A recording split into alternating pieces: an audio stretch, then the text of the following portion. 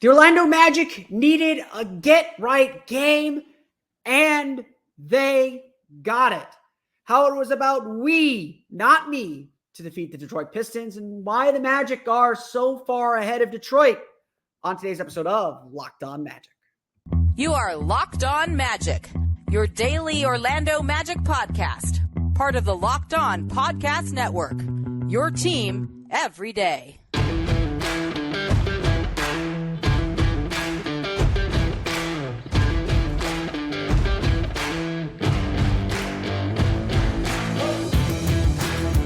And you are indeed on Magic. Today is December 9th, 2023. My name is Philip Rossman-Reich. I'm the expert and site editor over at OrlandoMagicDaily.com. Of course, follow me on Twitter at PhilipRR_OMD.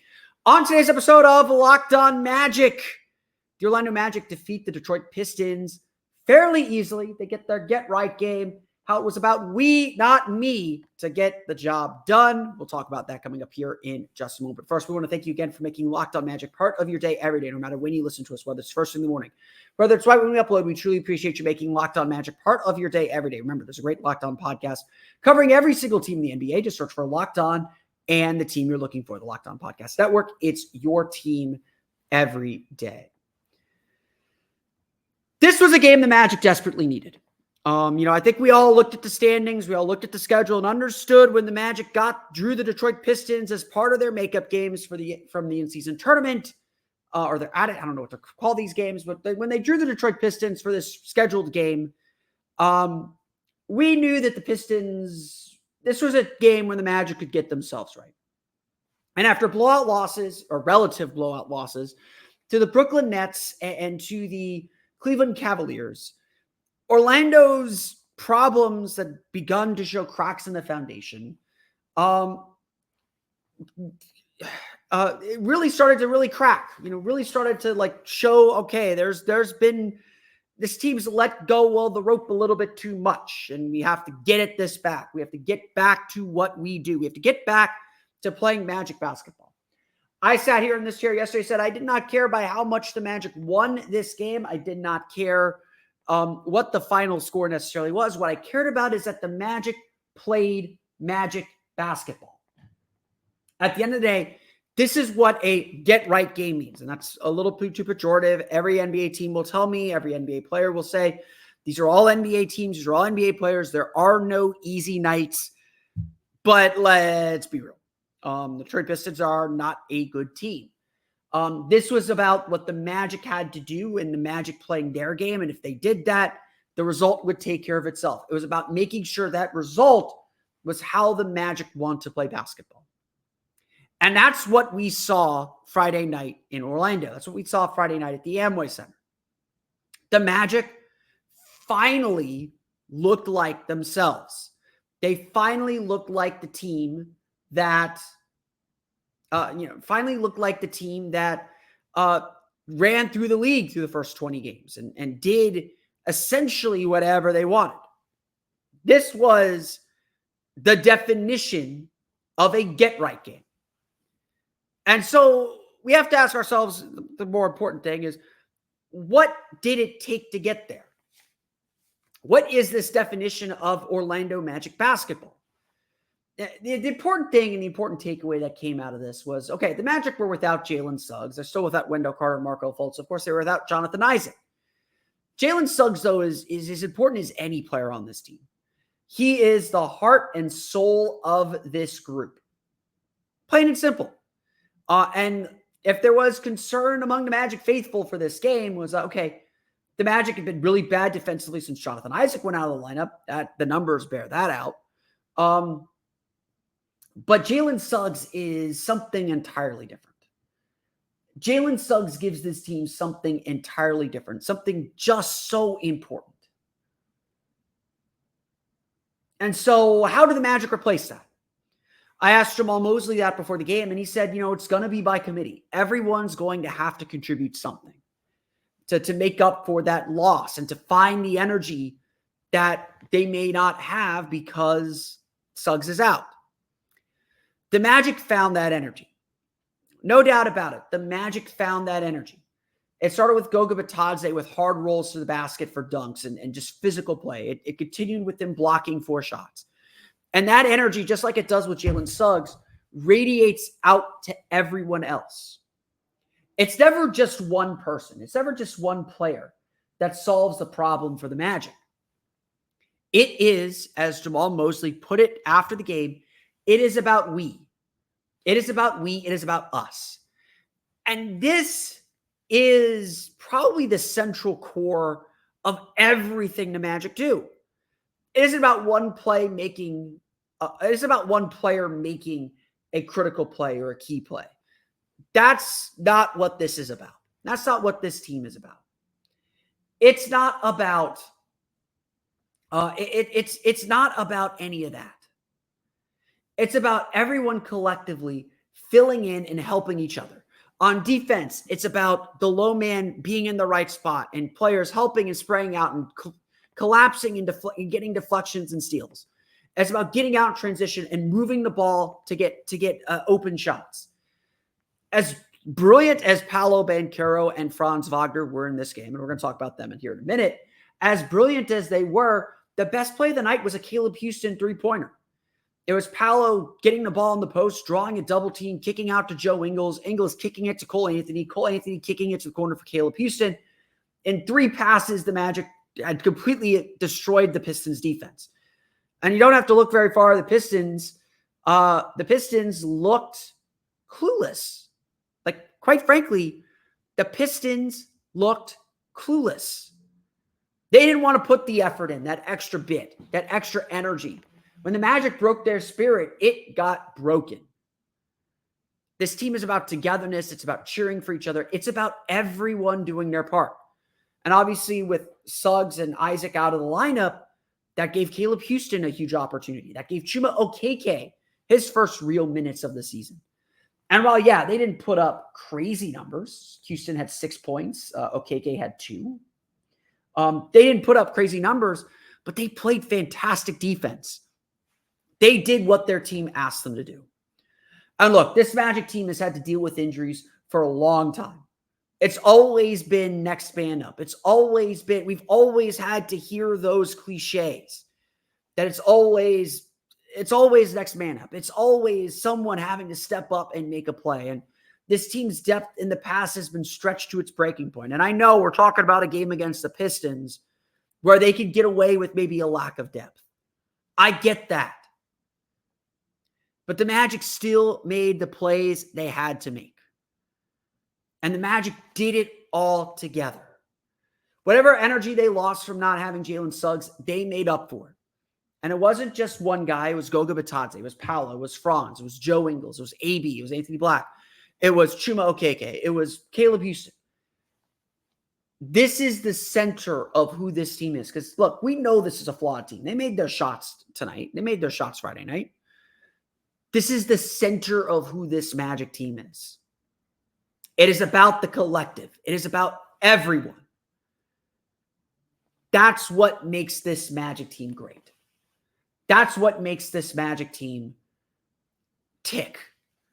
And that's what propels them forward. It's about we. It's about us. It's about the group as a whole.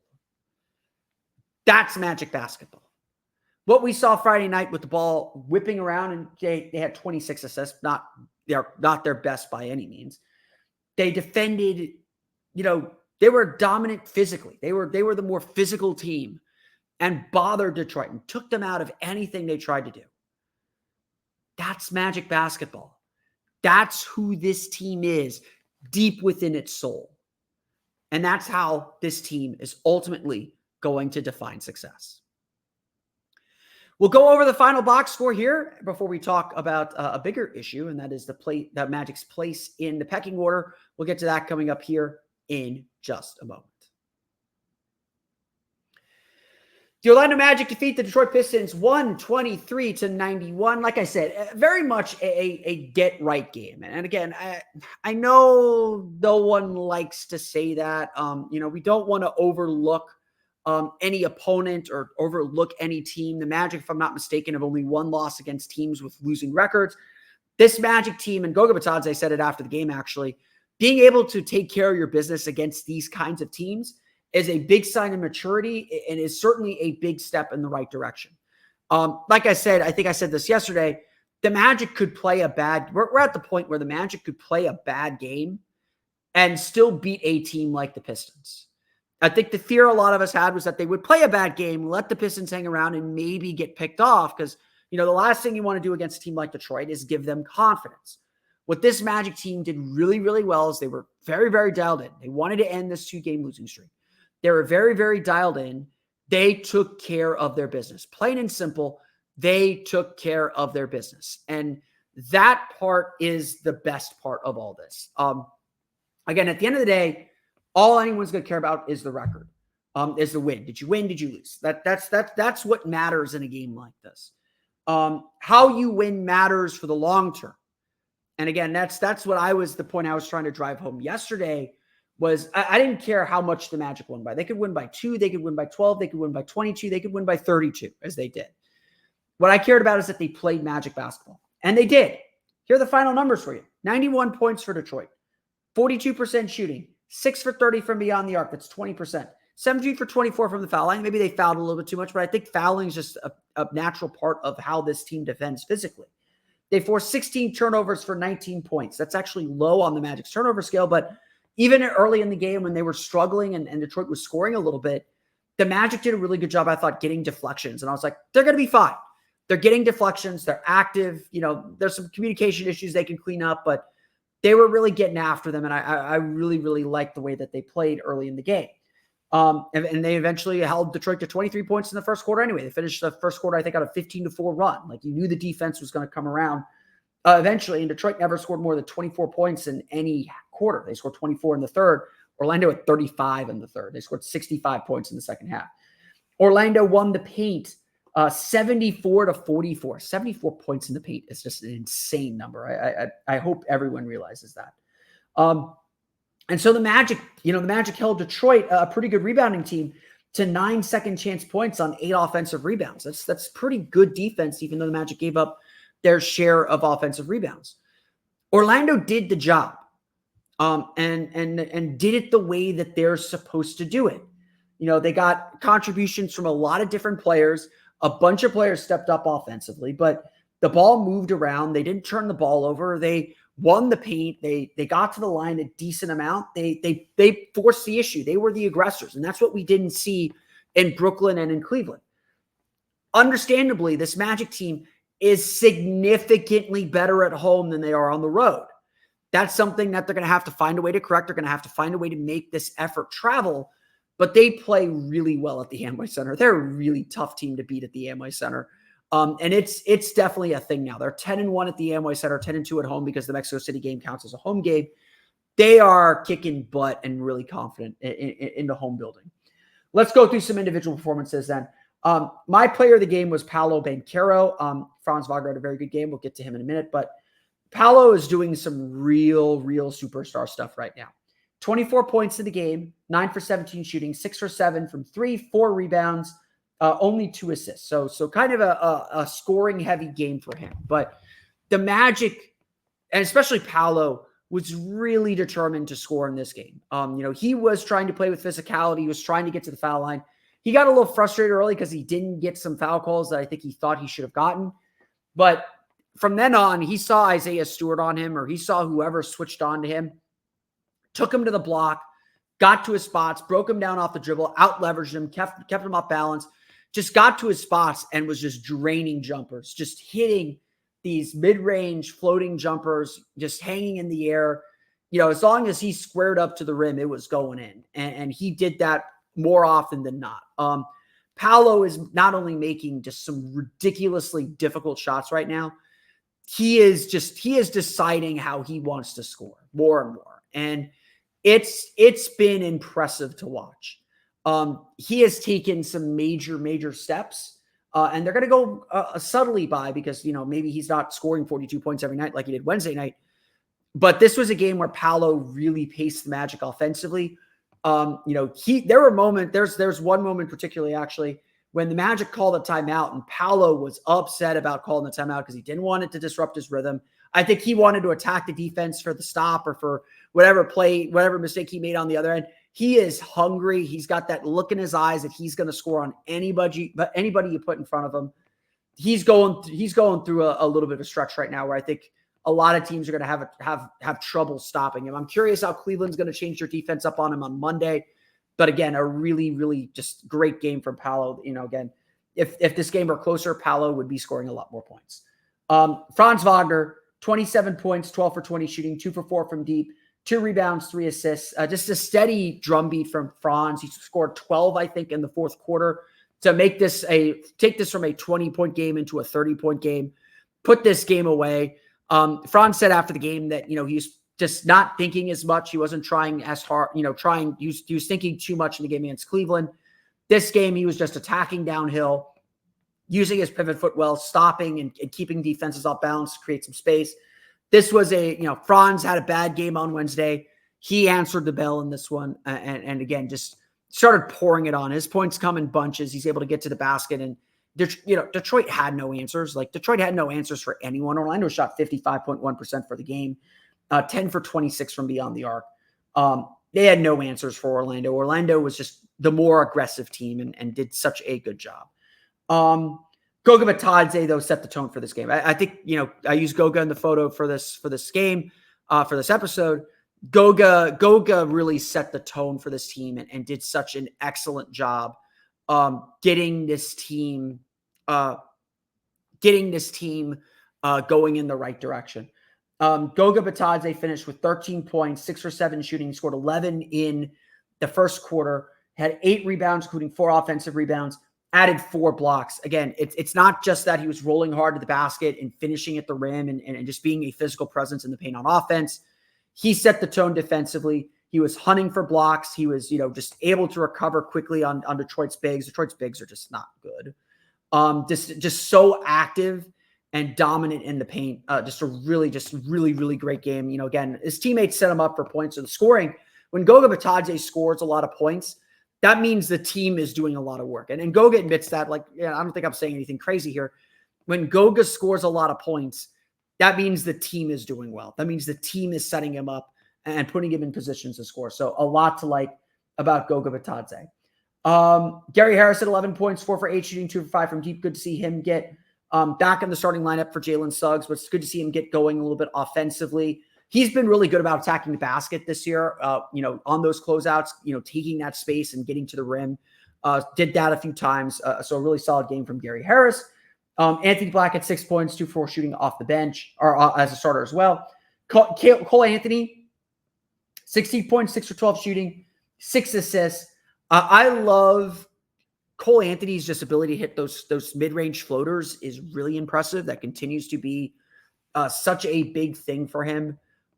Really, really loved his game. Just really composed, under control. Sorry for those people who on PrizePicks had him at 18. I think that was a number. At least someone in front of me was saying that was a number.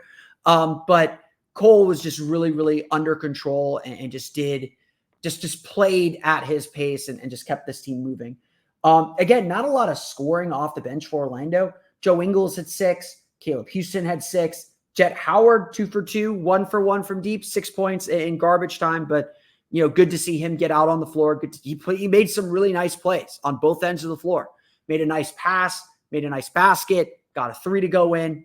Really good progress from Jet Howard. The G League definitely seems to have helped him kind of get up to speed here in the NBA. The Orlando Magic, again, defeat the Detroit Pistons 123-91. There really isn't much to say. Detroit's a really bad team. Orlando's a pretty good team. Orlando took care of their business. They did not play with their food. They did not, they came in focused. They were determined to end this losing streak. They were determined to get back that winning feeling. They were determined to protect the Amway Center floor. They did that. It was a get-right game. The Magic got right. They did everything they have to do. They played like themselves. And so now we got to carry that over and see what they do against a quality opponent like the Cleveland Cavaliers. I got into a little bit of discussion with our good pal, Ku Khalil of Locked On Pistons, and a few Pistons fans who are admittedly a little bit upset with their team, how the Magic got ahead of the Pistons. It isn't just about Paolo, folks. We'll talk about that coming up here in just a moment. So I am loath to compare rebuilds. And I want to make that really, really clear. I said that when the Magic were struggling behind other teams that rebuilt around the same time as Orlando in the Rob Hennigan era, whether it was Philadelphia, whether it was Boston. And I often say, like, look, especially with Boston, the deal that they did set them up for success better than the deal Orlando made to restart themselves. You look at the deal the Magic made to trade Dwight Howard versus the deal they made to trade Nikola Vucevic. The trade they made to deal Nikola Vucevic absolutely set them up for success. It set them up to be this kind of team, to have this opportunity. And obviously, you got to take advantage of it. You got to make good draft picks. Drafting Franz Wagner was a coup. He's really, really freaking good.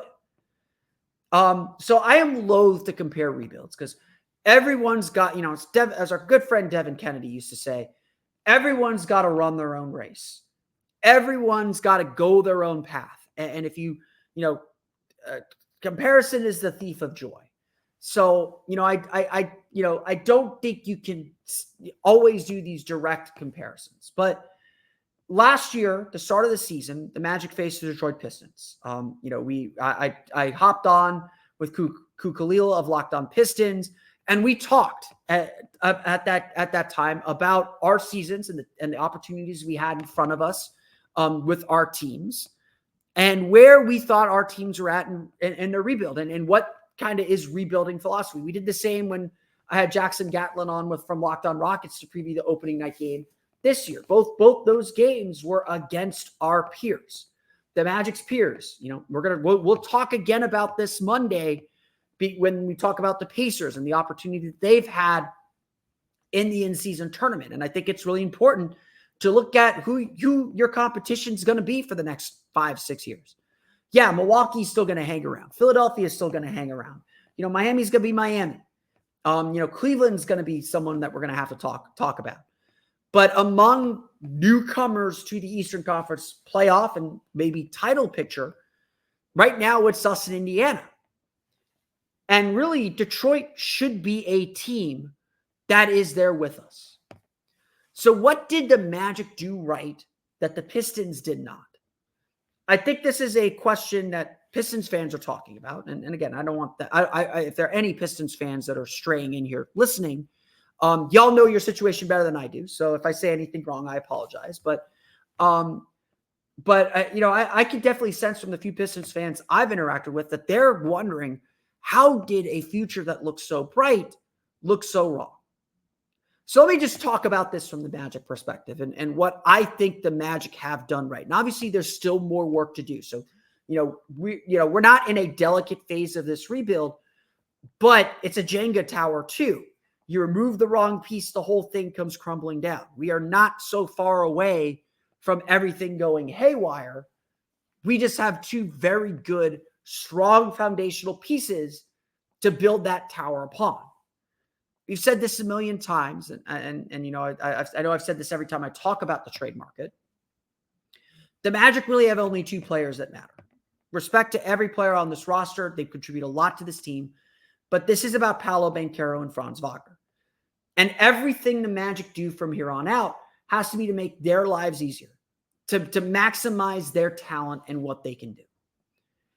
But by the same token, the Magic entered this rebuild with Jeff Weltman when he traded Nikola Vucevic, when they hired Jamal Mosley. They entered this rebuild with a very clear vision of who they wanted to be. I've talked about this a ton, especially when everyone was criticizing Mosley. I sat here and I know I said this a million times, like, guys, Jamal Mosley is not coaching this 21-win team. He's not coaching for the 22-win season. He does not care about squeezing out 3 more wins so that this is a 25-win team. He cares about coaching the team they're going to be. Everything the Magic have done this season to get to 15-7, everything the Magic have done this year, he laid the seeds for over the last 2 seasons. Mo Wagner talked about it after the Magic won their 9th straight game a week ago. He said, look, this win streak, the start to the season, wasn't something we built. over the last 2 weeks. This is something we've been building for 2 years.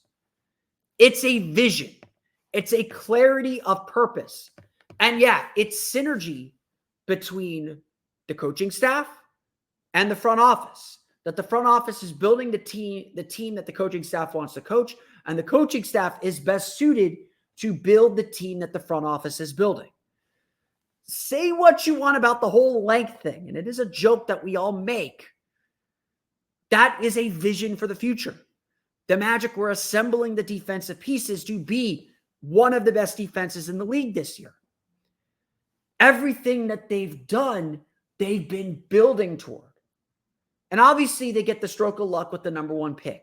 And they get a guy in Paolo Banchero who is a supreme scorer. Like, he had that one move at the basket where it looked like he was about to yam all over a guy. He gets bodied, adjusts in midair while he's still hanging up there, powers through the contact and finishes. It was, the TV broadcast does not do it justice. I'm sitting on the baseline on the opposite side of the court. I watch it happen directly in front of me, all the way on the other side of the court. It felt like Paolo was hanging there for 2 or 3 seconds. It was, I gasped. I audibly gasped to myself as I was watching that, because that was an incredible play. And yeah, you need some luck to be really good. You need to get the right star player. And, we're expecting Paolo Banchero or Franz Wagner. One of those two is going to be an all-star this year, plain and simple. If the Magic keep winning at the rate that they're winning, one of those two players will be an all-star this season. Just full stop. If not both, because both are deserving at this stage of the season. We got a long way to go, but at this stage of the season, both are deserving. You need that luck. You need that superstar player to take you over the top. But honestly, even if the Magic drafted Jabari Smith, I think they'd still be pretty good. Maybe probably not this good, but they'd still be pretty good.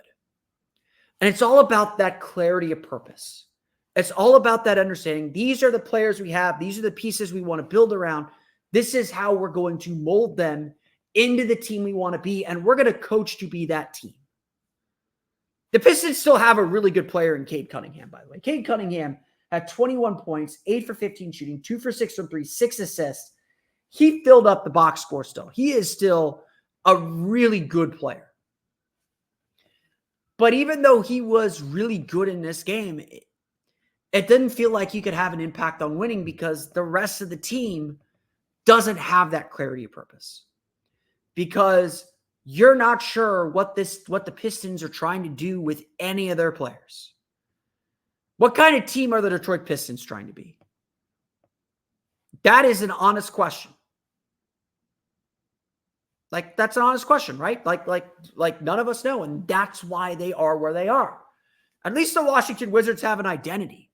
It's a bad one for the players that they have, it's a good one for the players that they have, but it's not going to lead them to wins because the players they have aren't committed to defense. But at least you know exactly what you're getting with that kind of a veteran team. Again, the Wizards probably need to rethink that strategy, but at least they have an identity. This Magic team is ahead of some of their rebuilding peers, and some of the rebuilding peers that they started later than. Not just because they got the number one pick. Detroit got the number one pick too. Cade was a runaway favorite, runaway number one pick 2 years ago. And obviously he missed last year because of injury. I think there were expectations to make the playoffs last year that were derailed by that injury. There's a little bit of impatience, and impatience kills you too in these rebuilds. I know Monty Williams has not done a great job with this Pistons group, and you wonder some of his decisions and some of his evaluations of this roster, but I would urge patience. I would urge, okay, Troy Weaver, the Pistons GM, he needs to remake the roster into something they want to be. This is, unfortunately for Detroit, this feels like year zero again. They don't know what they want to be. They're just a collection of players and collection of talent. They don't know they don't know what they want to form their team into. And unfortunately, the clay is already molded a little bit. And you could tell that. They don't fit their vision, whatever that vision is. So that's what the Pistons aren't doing that the Magic have done. The Magic know who they want to be. They know what they're working toward. They've known that for 2 years. And this is the season where it all clicked, where it all started to come into place, where they had the belief that what they did will work, not can work, will work, because they did it last year. They've been building on this for several years now. And now it's starting to pay dividends. You know, again, Mo Wagner said it really well last week after the Magic beat the Wizards for their 9th straight win. Working without results can be very, very difficult. But if you're doing the right work, if you have the right vision, the results eventually come, and they look exactly like this. You know, Crew's a great guy. If you get a chance to listen to Locked On Pistons, he does a great job covering the Pistons. Us Magic fans, we have been through the rebuild ringer. It sucks. A failed rebuild is the absolute worst thing. We've been there. We've sat at the lowest of the lows. We've been there. And again, to any stray Pistons fans that have come into this podcast, welcome. Jump on the Magic bandwagon. We're welcome. We'd love to have you. Magic fandom is better when the Pistons are our nemesis. So, you know, I want Detroit to get up there. But it sucks. And watching this Pistons team flail around for 48 minutes was as exhilarating that the Magic were able to put away a team like that as so easily, playing the way that we know they're capable of playing, as it was watching a very talented group of players and you know, a coach who is supposedly a very good coach not really find their way. But it created this stark relief that, okay, the Magic have found their way.